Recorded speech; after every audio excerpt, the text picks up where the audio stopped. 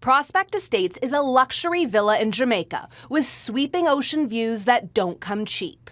The rooms go for as much as $9,000 a night. The Trudeaus spent their Christmas vacation there. $160,000 of taxpayer expenses for the Prime Minister to go down to the private villa, luxurious villa of a super rich Trudeau Foundation donor. Mr. Speaker, our family have been good friends with this family for about 50 years, and as always, we work with the Ethics Commissioner to make sure that all rules are followed. The Caribbean getaway cost around $162,000, most of it for security and personnel. $115,000 for the RCMP, $33,000 to the Royal Canadian Air Force, and $13,000 for Privy Council staff. It's just another example of a Prime Minister that doesn't understand the realities of everyday Canadians.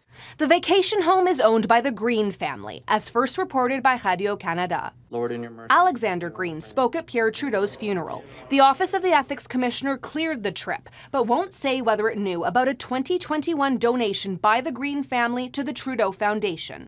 And of course, he stays with a friend who's donated to the Trudeau Foundation, because he's so independent from that foundation. Less than a week ago, the president, CEO, and entire board of directors at the Trudeau Foundation resigned, following revelations a Chinese businessman with ties to Beijing donated $200,000 to the charity. The Prime Minister's office says he paid the equivalent of a commercial airline ticket for himself and his family, and that this is standard practice.